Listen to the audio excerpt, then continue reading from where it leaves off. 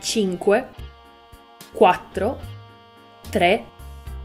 2, 1. Je m'appelle Bernadette, mes grands-parents sont venus à Malancourt en 1924 pour y travailler à la carrière de ciment.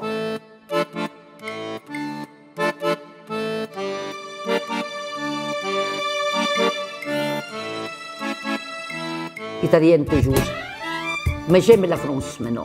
C'est la France qui nous a donné à manger, monsieur, vous comprenez? À l'Italie, il n'y avait rien. Je dois tout à mes parents. Je dois tout en fait parce que sans eux, j'aurais pas la vie que j'ai aujourd'hui.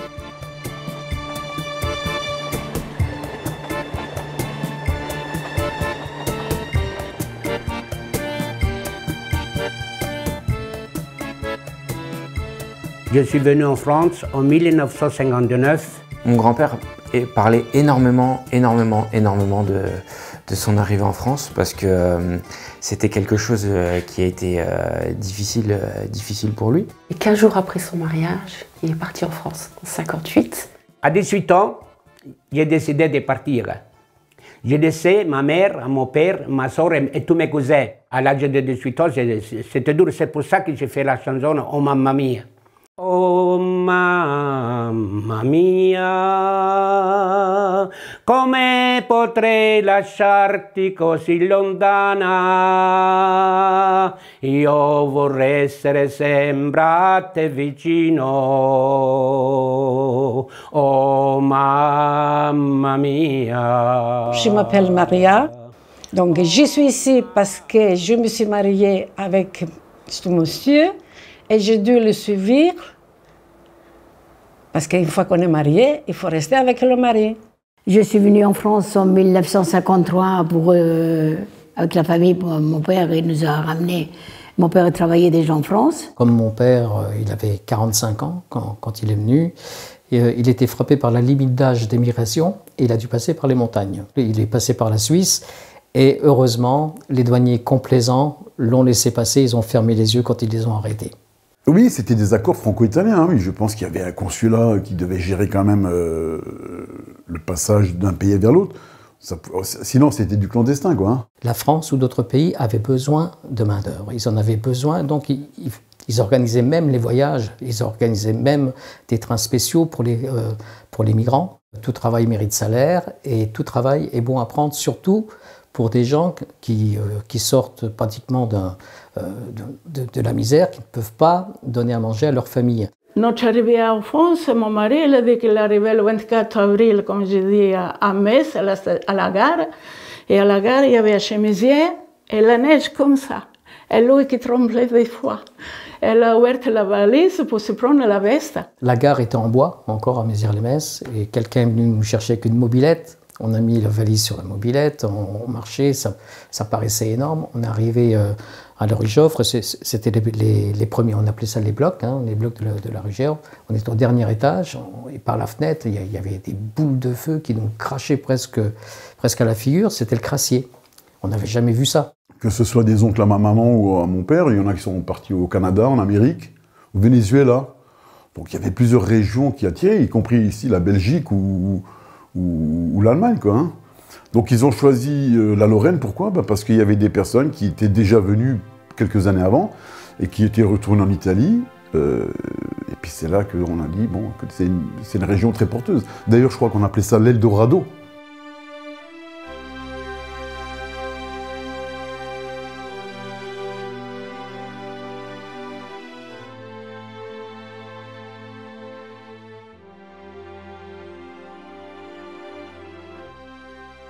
Il y a 1800 km, c'était en train, il y a eu pratiquement 2 jours de train. Il m'a dit le peu de pain et le peu de saucisson que ma mère m'avait donné, c'était pas suffisant. Il m'a dit je suis arrivée à la gare de Metz, j'étais affamée. J'ai 62 ans et je suis arrivée en France en 1962. Je suis venue en France en 1962. Mes parents sont arrivés en France dans les années 60. Pour venir travailler dans la sidérurgie. Et moi, quand ma mère me disait « Ciao, ciao », moi, attaché à la jupe de ma mère, elle ne voulait pas partir. Je ne voulais pas rester mes voisins. Et les vieilles à côté. Oh, on ne te voit plus, Rosinella, Rosinella. Le diminutif de Rosa. On ne te voit plus, Felice, ma fille. On ne te voit plus. Fais attention où tu vas, fais attention où tu vas.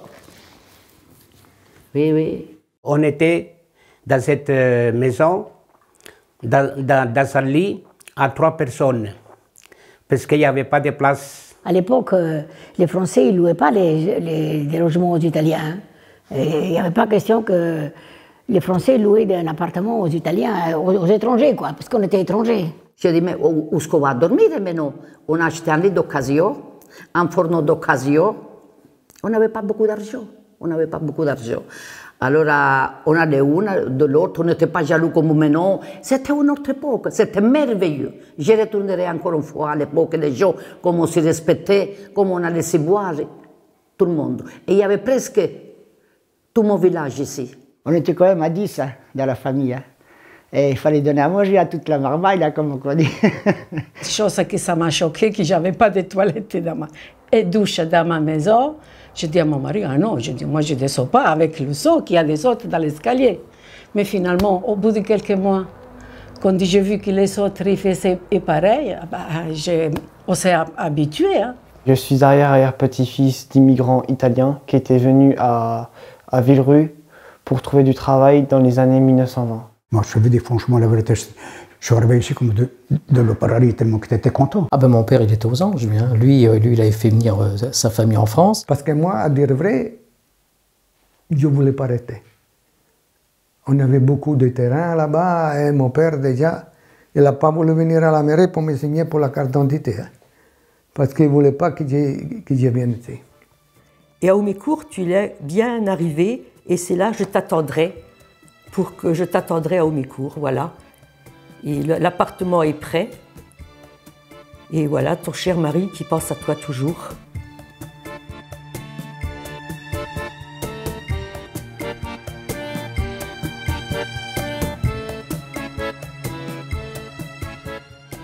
On était donc obligés d'aller faire l'armée. Ben, je suis arrivé à Palerme, bon, j'ai fait mes 3 jours. Et puis à un moment donné, bon, le général il m'appelle, bon, il dit, mets-toi assis. Ben, je dis d'accord. Il me dit, qu'est-ce que tu veux faire? Ben, je dis, qu'est-ce que je vais faire? Vous m'avez appelé pour faire les militaires. Il a dit, t'es pas obligé. Pourquoi? Je dis, je suis pas obligé. Ben, il a dit, ici en Italie, pour faire les militaires, il faut avoir la mesure exacte. Ah bon? Je dis, c'est quoi la mesure exacte? Il faut faire 1m55. Et j'ai dit, et alors et moi? Il a dit, te manque à centimètres. Si tu veux partir, tu peux partir en France. Bon, mais d'accord. Mais j'ai des papiers, vous ne te casse pas la tête, il a dit. Bon, ben je dis, ok, je suis parti. Le commissaire de police, quand je me suis naturalisée, il a dit, Madame Carabetta, pourquoi vous prenez la nationalité française? Ben, j'ai dit, parce que mon fils, c'est un garçon, et je voudrais quand même qu'il fasse des grandes études quand il est plus grand. Il a dit, je pensais que vous voulez tuer votre mari. J'ai dit, non, non, pas du tout, mon mari, laissez-le vivre. Alors j'avais 3 gosses en 3 ans, même pas, en 27 mois. Alors, Madame, bonjour, j'ai ramené le petit cadeau à le petit. Moi, je ne comprenais pas. Alors, elle a dit, oui, mais vous n'êtes pas la machine, trop de gosses. Madame, et comment je dois faire? On est allé comprendre rien, les petites calabraises. Alors, elle a dit, il faut coucher avec le capote. Moi, le capote en italien, c'est le manteau. Alors, je me lave dans un baignoire jaune, un peu d'eau, je me lave et je me couche avec le manteau. Mon mari rentrait à 11 heures. De la sidérurgie. Il a dit, t'as froid que t'as mis le capot? J'ai dit, non, comme ça, je n'aurai pas d'enfant. Il a commencé à rigoler, il m'a expliqué. Mais nous, quand on est mariés, on ne savait rien. Je suis italienne. Chaque fois que je téléphone, moi, je dis bonjour, je suis telle et telle et telle. Bon, je m'excuse si mon français n'est pas à 100%. Je dis, mais, oh, on a dit, madame, il n'y a pas de problème, je vous comprends. Et puis ici, ils ont l'habitude. On était heureux, l'époque là, de voir nos amis, mais les parents ils étaient loin. On écrivait à les parents toutes les semaines, on faisait une lettre pour les parents, qu'on pleurait. Mes parents n'avaient pas le téléphone encore, et le seul lien avec la famille, bah, c'était les lettres. Donc je me souviens quand papa était en repos, il se mettait sur la table de la salle à manger et il écrivait de longues lettres à ses parents. J'ai encore le souvenir des premières phases. Chers parents, je vous écris cette lettre pour vous dire que nous sommes en bonne santé ainsi que les enfants vont bien. On pense beaucoup à vous. Pour lui, ça a été un choix raisonné.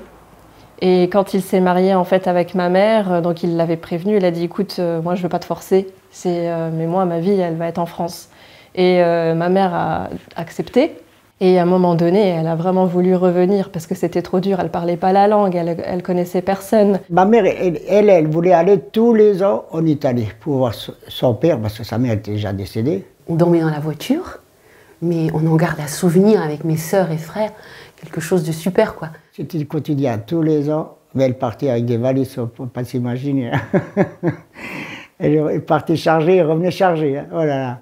Ah bah c'est là où on avait le droit d'avoir ce qu'on voulait, donc on avait le droit d'avoir de la glace. On s'arrêtait, ils nous achetaient des glaces, parce qu'en France, ils ne le faisaient pas. Donc on gardait l'argent quand on partait en Italie, parce que c'était important pour eux. Seulement les premières années, on ne pouvait pas aller, qu'on n'avait pas d'argent. Chaque fois qu'on allait là-bas, ils disaient « Oh, les étrangers ils viennent, les Français ils reviennent. » Qu'est-ce que ça veut dire, les Français reviennent? Une fois, il y en a carrément qui a parlé avec un autre, il a dit ils viennent ici, des fois ils viennent pour voir la famille, pour voter, et nous on est obligés de les inviter. La jalousie, oui, on le sentait qu'elle se dégageait parce qu'on était les membres de la famille, entre guillemets, qui avaient réussi. Qui étaient partis, mais qui avaient réussi. Parce qu'ils pensaient que, voilà, on avait pas mal d'argent en arrivant en France, mais bon,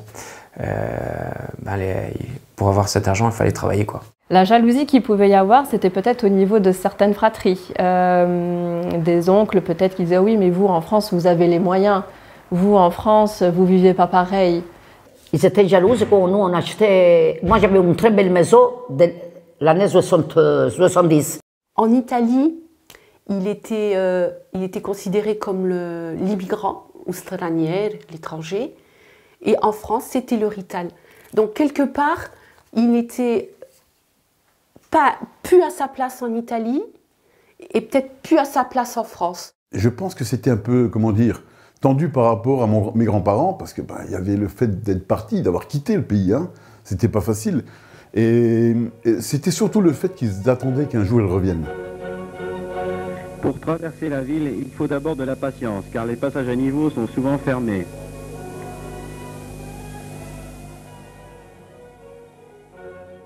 Ça faisait pas 24 heures qu'il était en France et il travaillait déjà.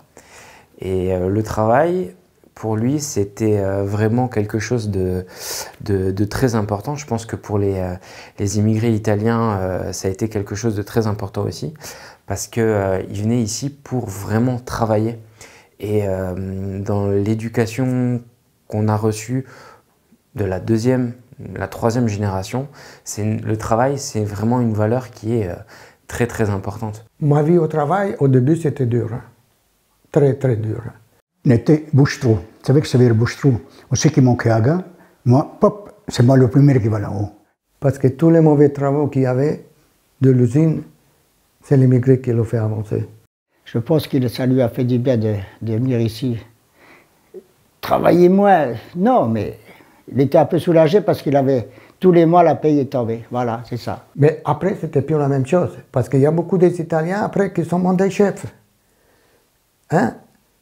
Mais la jalousie, je vous dis, il y en a tout le temps.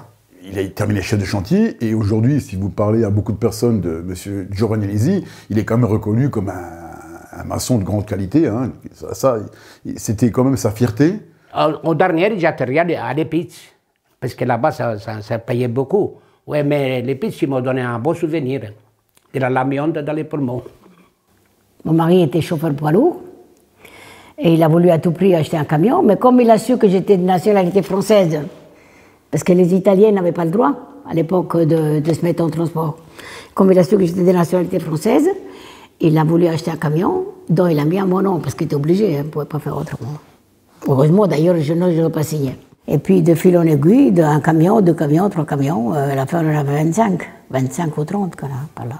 Ma maman, par exemple, également intriguée le monde du travail, elle a été démonstratrice Tupperware.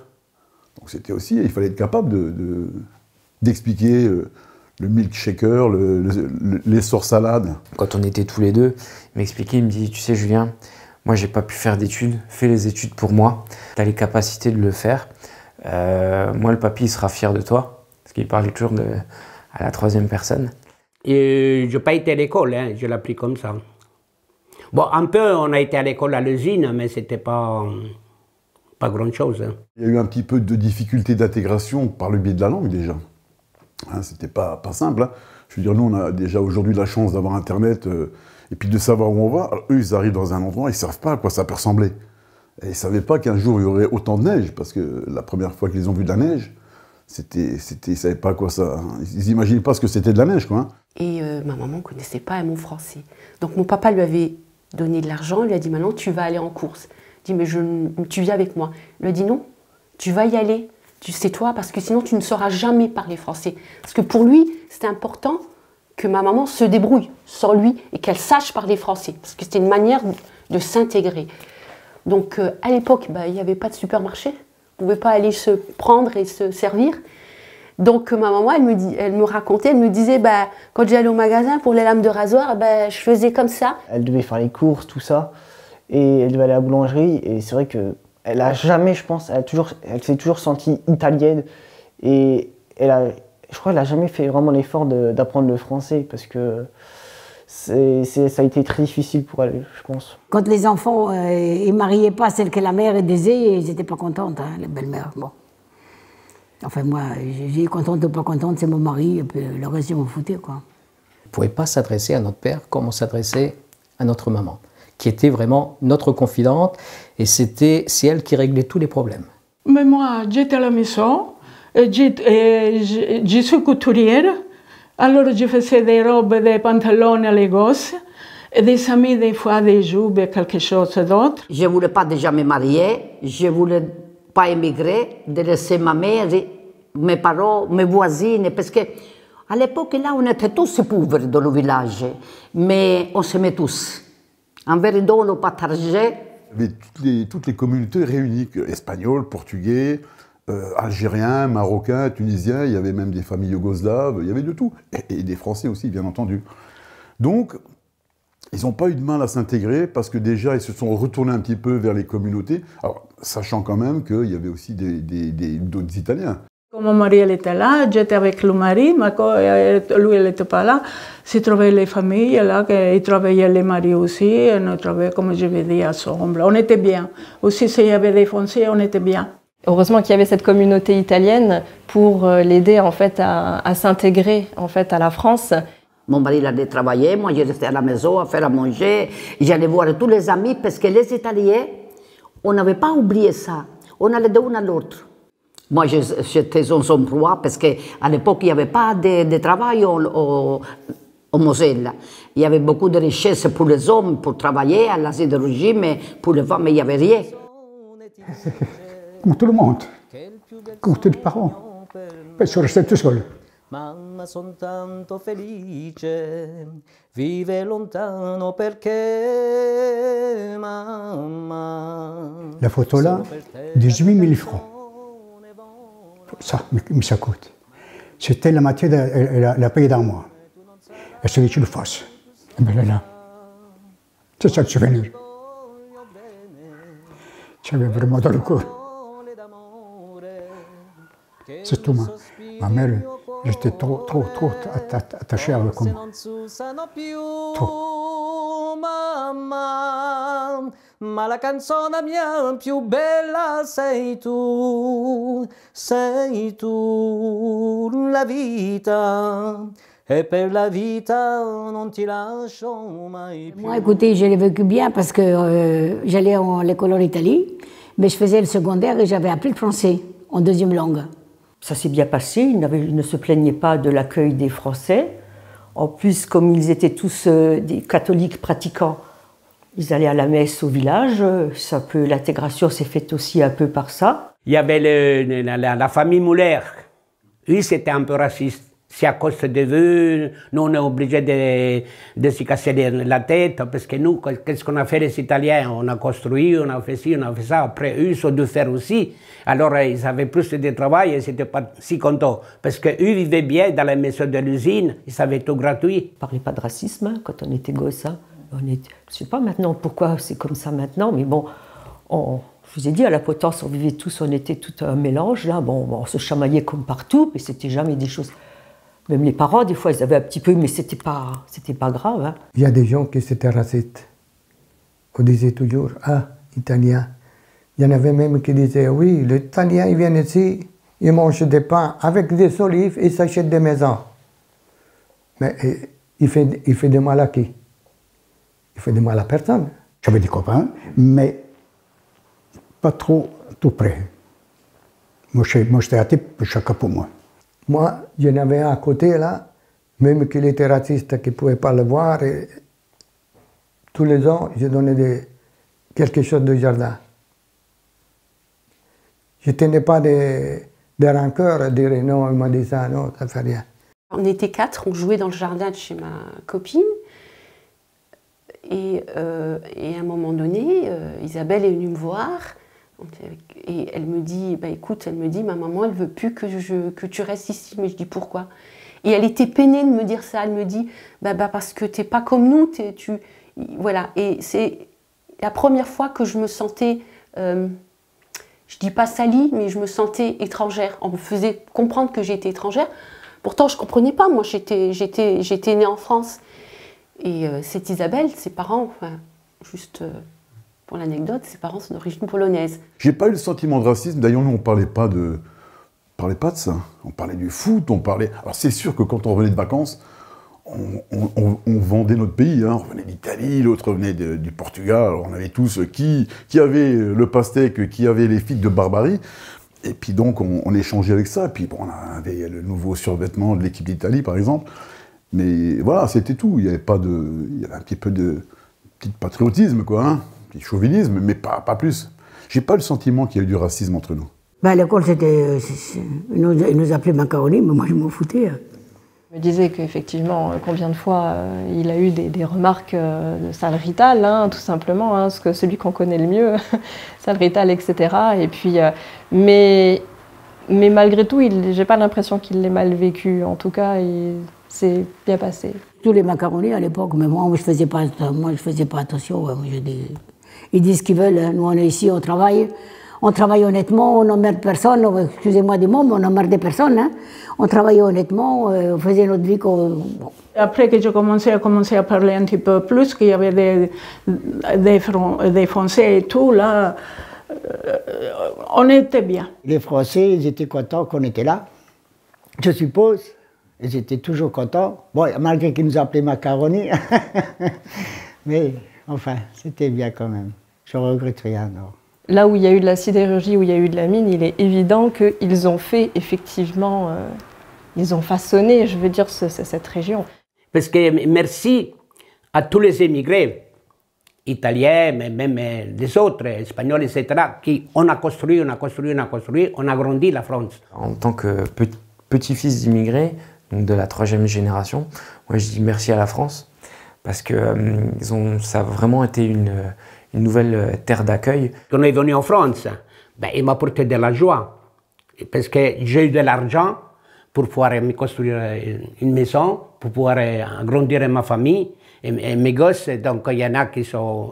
Je ne peux plus les faire étudier parce que j'avais de l'argent. Je pense qu'ils ont bien contribué, hein, c'est sûr. Hein. Ils ont bien travaillé, ils étaient dans les mines, dans les usines. Ils ont donné de leur temps. Ben, mon grand-père, malheureusement, il a perdu la vie 2 ans après être arrivé en France. J'ai le kiné qui des fois il nous dit, il nous taquine qu'on a beaucoup des Italiens, que beaucoup si, beaucoup. Je dis, si les Italiens ils partent, vous fermerez aussi votre cabinet. Ah, ils ont contribué, sans doute, mais ils n'ont pas fait la France tout seuls. Il y a eu beaucoup de personnes qui ont fait la France, y compris les Français, quoi. Tout le monde a participé à la reconstruction de la France après-guerre.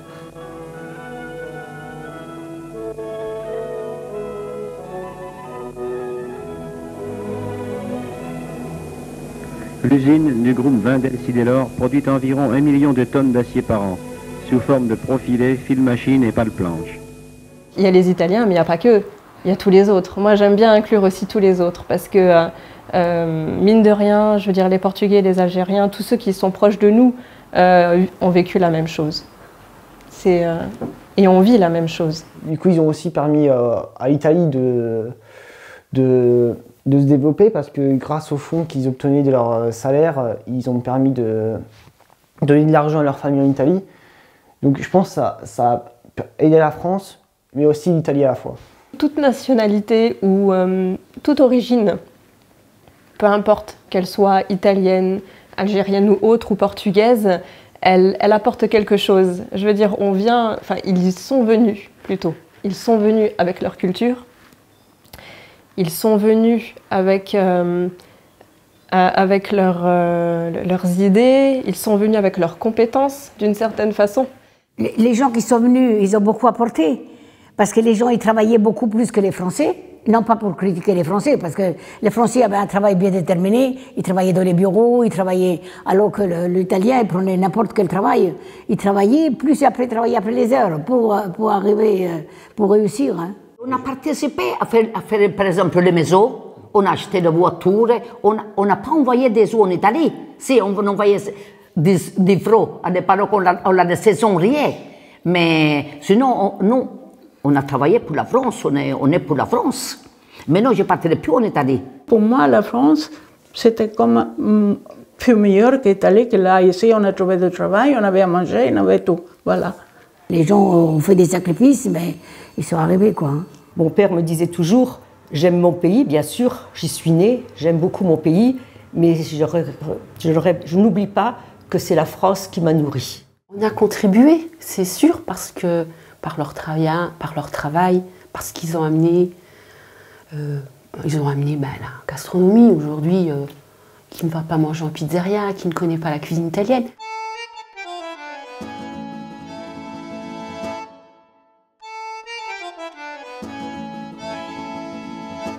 Un dimanche, c'était de la polenta.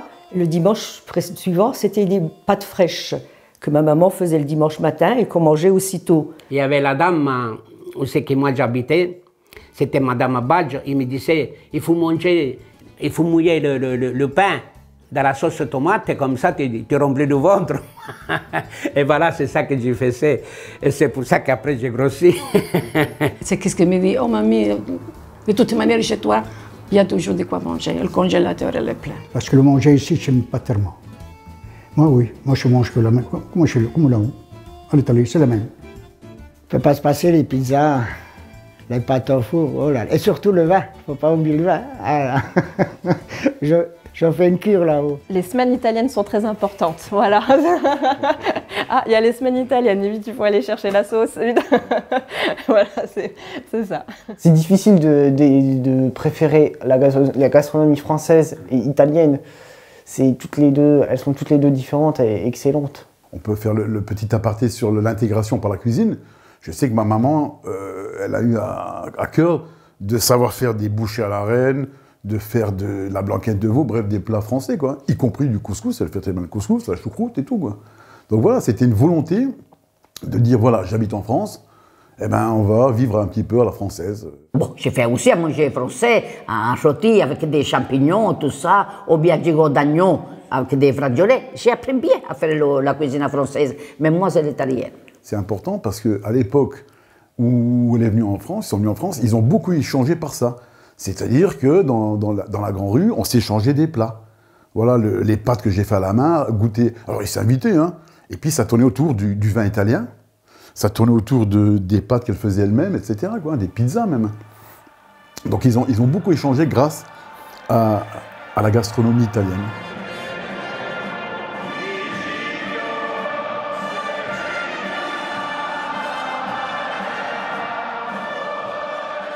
Ce que je fais, quand il y a un match italien, j'essaie de chanter l'hymne italien, qui est très difficile. Les matchs français, ça me dégoûte, celui qui explique, l'expliqueur. Il a gagné, il a gagné, il a gagné. Laisse-le faire le but avant qu'il gagne, non? C'est ça que ça me dégoûte un peu. Alors c'est pour ça que je garde toujours les matchs italiens. Le fait de voir une bannière vert, blanc, rouge, le fait d'entendre l'hymne italien, rien que d'en parler, j'ai des frissons. Et c'est quelque chose que, même si ça peut être considéré comme un péché, mais je peux avoir énormément d'orgueil quand quand j'entends parler italien, quand je vois l'Italie qui joue à un match, que ce soit au foot ou au rugby, hein. Mais c'est une grande fierté et c'est vraiment quelque chose que j'ai dans le sang. Mon mari, vous savez qu'est-ce qu'il dit?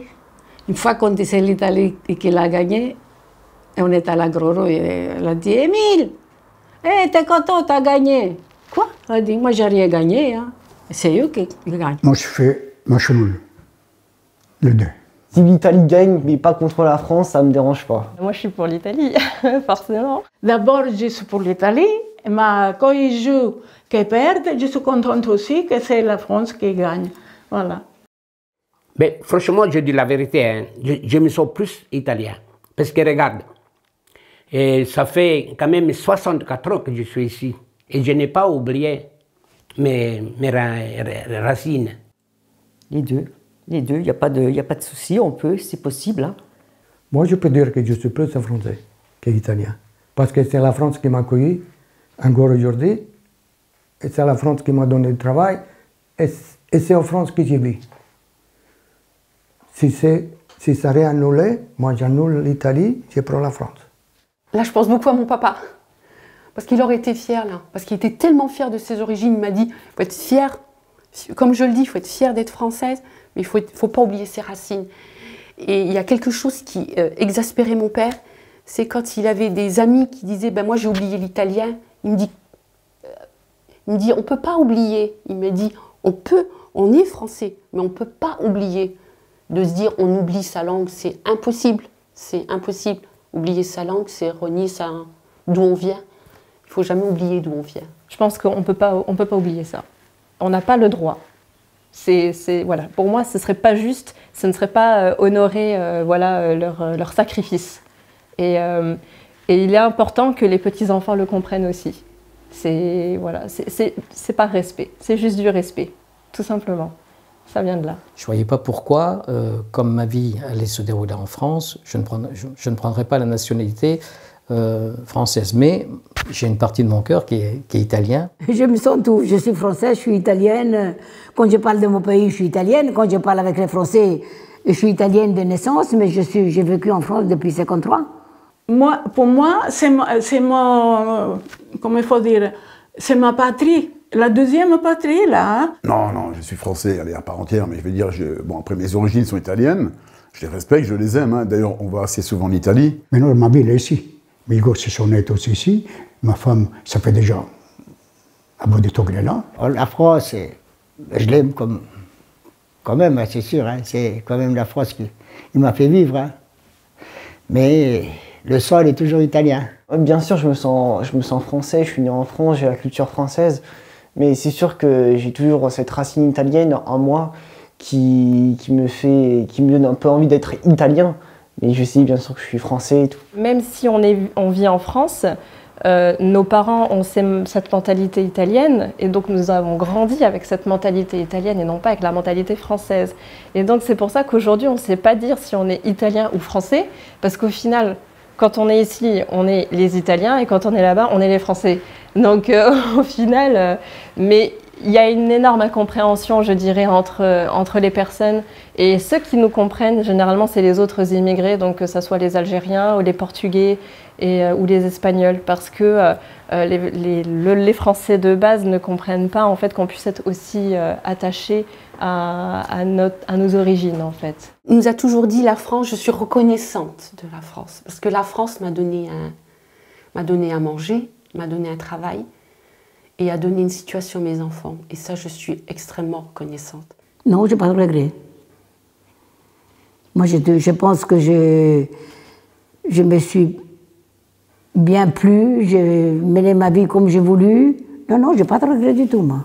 Je suis fière parce qu'on a toujours travaillé, mes parents, mes frères, tout le monde, on a toujours travaillé, on avait ce qu'il fallait, on n'avait pas trop de luxe, mais on avait le nécessaire en tout cas. Je pense qu'avec qu'on est à deux, pas trop instruits, parce que je ne vous cache pas, quand il est né mon frère de l'année 60, ils m'ont retiré de l'école avec un certificat. Donc pour quelqu'un qui ne s'était pas instruit Et tout ça, moi, je pense qu'on a fait pas mal. Faire de tout.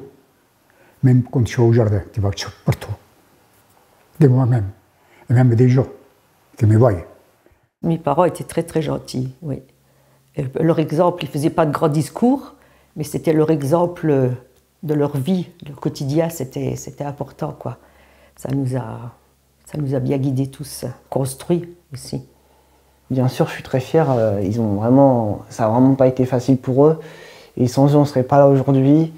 Ils ont vraiment permis de fonder notre famille et ça, c'est magnifique, je trouve. J'ai beaucoup de respect pour eux parce qu'ils ont fait vraiment un choix qui était très difficile et je sais qu'ils l'ont fait pour nous.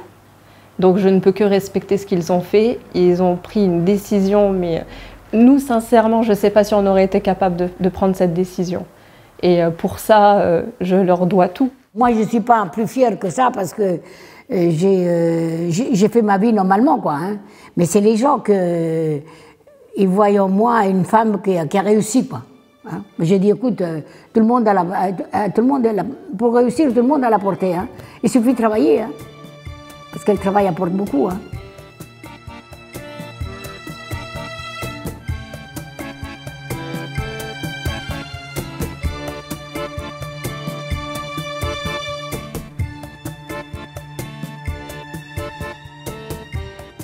Continuer de transmettre pour ne pas oublier, hein, parce qu'on fait vite après, les choses font vite tomber dans l'oubli. Il y a eu beaucoup d'associations qui se sont ici créées.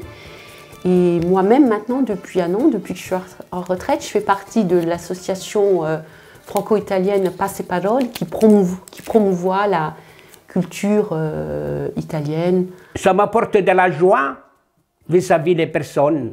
Quand les personnes y viennent et qu'elles sont super contentes, ben, ça fait plaisir. Quand on fait des voyages, que les personnes sont contentes. De manière générale, on va quand même se retrouver énormément avec une certaine communauté italienne où on est proche de l'Italie par nos parents. Et de l'autre côté, il va y avoir l'autre groupe en fait, qui a complètement oublié toute son identité italienne. Ça ne me dit plus rien. Des fois, ma femme me dit « Oh, tu sais, je rêvais que j'étais là-bas. » Je dis « Pas moi. » Quand je leur raconte que la vie que j'avais amené donc, de mon parcours un petit peu, ben, je dis « Papy, moi, tu es vraiment un guerrier, toi. » Et aujourd'hui, je pense que ça fait à peu près 12 ans que je m'entraîne à parler italien. Et franchement, chaque fois que je vais en Italie, je prends du plaisir à parler italien parce que c'est une langue vraiment très belle. On parle italien, on écrit italien, on mange italien. Les vacances, c'est en Italie. C'est peut-être un peu trop, hein, je dirais, pour d'autres, mais nous, c'est nous, voilà, c'est notre identité. Le nom est italien, le prénom est italien. Et à un moment donné, maintenant, je l'assume beaucoup plus. Il ne faut pas l'oublier. Parce que dans une société du XXe siècle, les jeunes, je pense, peuvent oublier l'histoire, dire que c'est plus important, il faut penser au futur, mais je pense qu'il faut continuer à étudier ce passé. Donc effectivement, on a transmis le fait qu'on est des fils d'immigrés italiens, avec tout ce que ça a eu pour, comment dire, pour côté positif et négatif. Hein. Il n'y a pas eu que des bonnes choses, quoi. On ne peut pas demander à quelqu'un de renier ses origines quand il a été baigné dedans. Elle m'a dit, mamie, un jour, il faut que tu nous racontes. Mais j'ai dit, écoute, il suffit de me poser la question. Hein. J'ai dit, tu viens, on boit un café, on mange si tu veux, et puis je te raconte, mamie. J'ai dit, la vie n'a pas été facile, mais par contre, j'ai bien réussi quand même. On va dire, c'est surtout lorsque les conjoints posent des questions. Et c'est eux, en fait, qui viennent en nous disant, mais au fait, pourquoi ils ont fait ça et comment ça s'est passé? Et en fait, c'est exactement à ce moment-là qu'on se dit, bah oui, c'est vrai qu'on n'a jamais posé la question. Comment ça? Pour nous, c'était tellement naturel. Mon papa disait toujours, on ne quitte pas son pays de gaieté de cœur. Si on est bien dans son pays, si on a du travail, on y reste.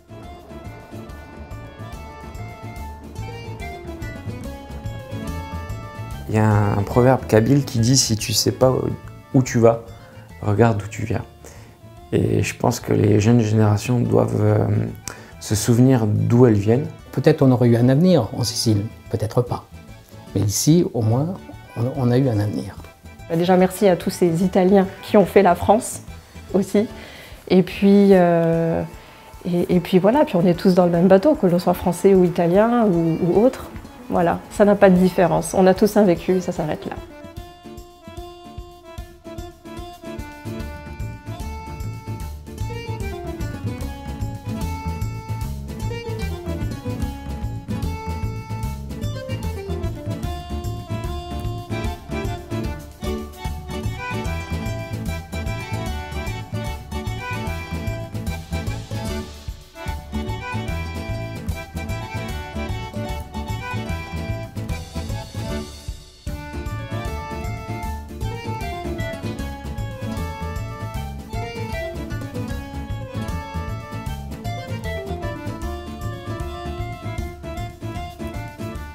Maintenant, je pense que j'ai assez discuté.